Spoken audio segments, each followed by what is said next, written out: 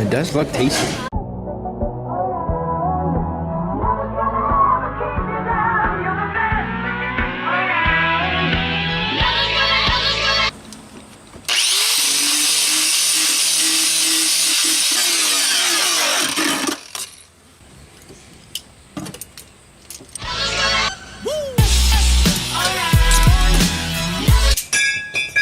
Cars and tall people don't really mix. I gotta grind out this middle piece so that, no, not to make the car look ugly, but so I can get some good fusion with the metal. It's getting to that time of the day, it's getting hot as... Okay, now is when things start getting tricky. We're going from thin material to thick material. Now you have to adjust a welder for that. I guess I'll do the best of my ability. Worst case scenario is we make a couple passes. Let's try it. Now the sun isn't coming down easy. The sun's coming down extremely hard. And we're working in a black car. We're about to be melting metal. Things in this car are about to get extremely hot. But I just want to tack this up for now and check the comfortability of it. Now if I weld it on one of the edges, then I will be able to rotate it.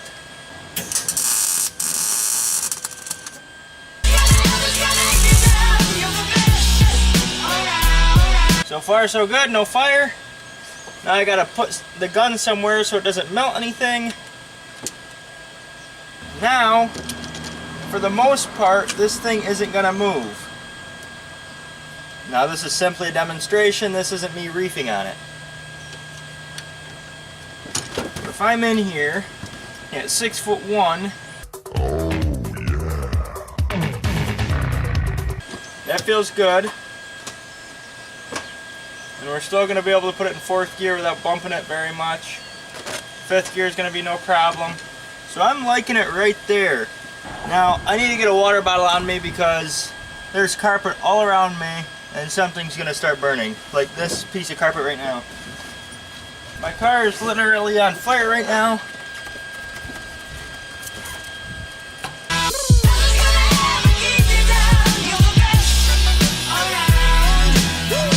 I guess we'll just be on the lookout here and there.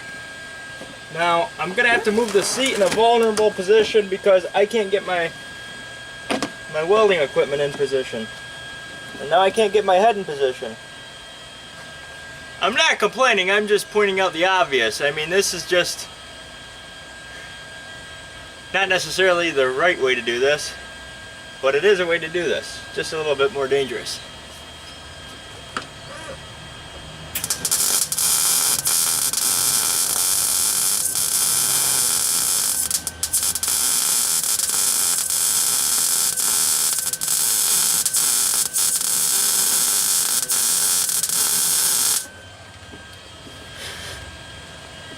So far the weld looks good. I don't think we're really on fire too bad, just a couple burns. Now spilling water has its benefits and it has its cons. Now resistance has been lowered, now it's easier for me to get shocked, but things don't really burn as good when they're wet.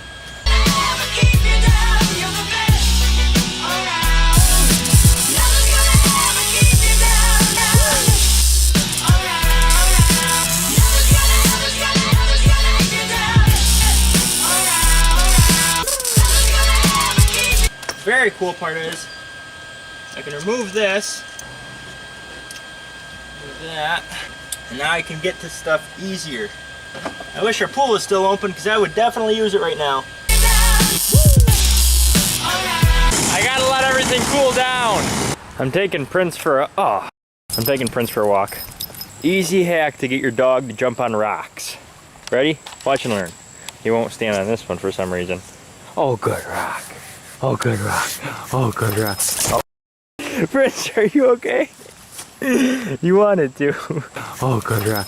Oh. Prince, are you okay? So here's the spiel. I got some hardware from the hardware store. Just for the record, Ryan's the man. No, that's not the spiel. When you have dissimilar metals, you have to listen. So when you have aluminum on steel, the aluminum breaks down the steel fast. It starts rusting it, corrosion occurs. To prevent that, you just have to pay attention. Bracket right here is made of aluminum. My bracket that I built is made out of steel. I went ahead and bought some stainless steel bolts. some nylon washers, and some stainless steel washers. Now, I can use regular washers, but we'll get to that.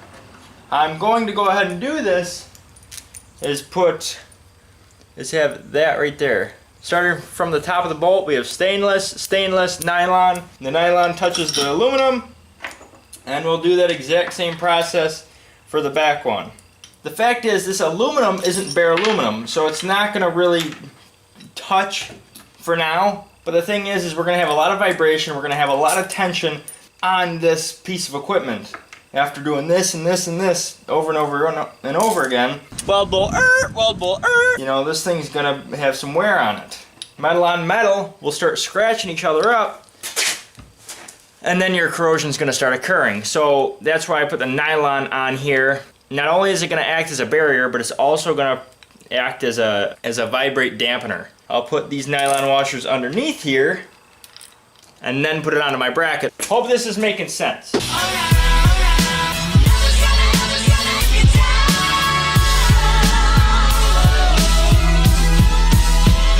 This thing has to be longer. The shop didn't sell a metric coupler nut, so I have to build my own. Now, when you do stuff like this often, not really following the rule book and not following specifications of vehicle manufacturers and stuff like that, you see a lot of things that they miss in your mind. Well, at least I do. I think it's honestly to make you spend more money, because if they did like nuts and bolts, stainless steel, and like, can you imagine if your vehicle had stainless steel and nuts and bolts? You get out the PB Blaster, you get out the WD-40, and those nuts and bolts would come out with ease. And in the South, you might not even need PB Blaster. Wouldn't that life be amazing? I would love that life. But now I'm going to make my coupler nut. My coupler nut. The first thing you do when you're making your own coupler nut is, well,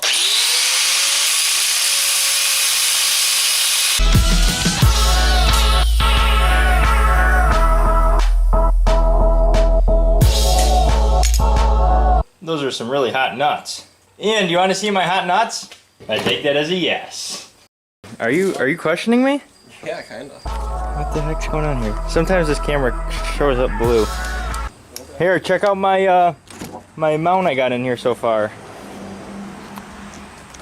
I welded that in today. Yes, okay. So then my bracket, well, whatever, will bolt onto that, and that ain't going nowhere.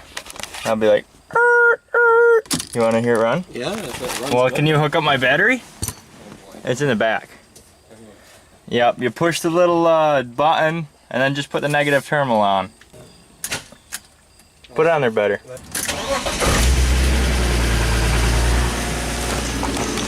What do you think of that?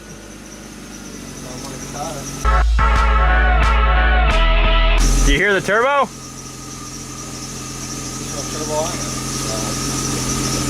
Some major belt slippage right there. Huh? Yeah.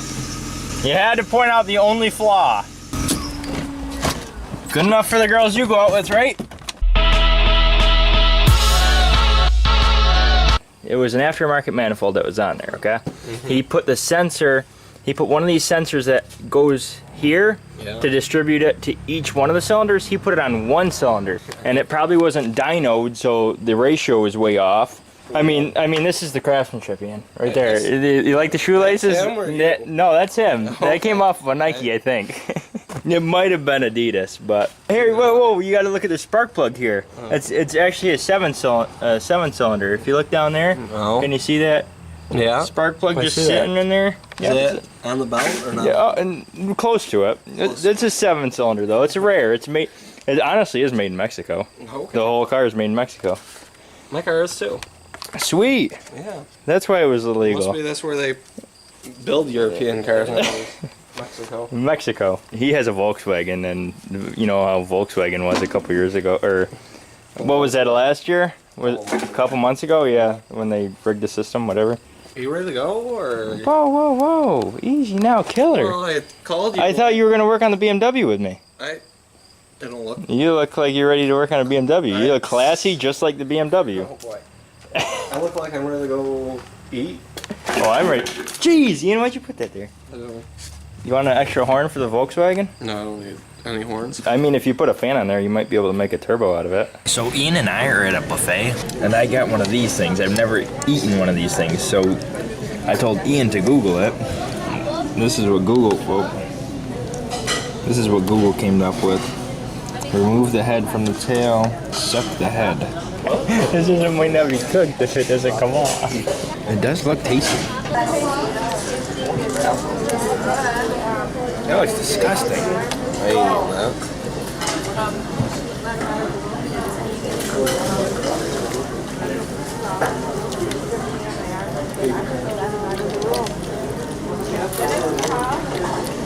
Tastes like nasty crab. Not a fan of that.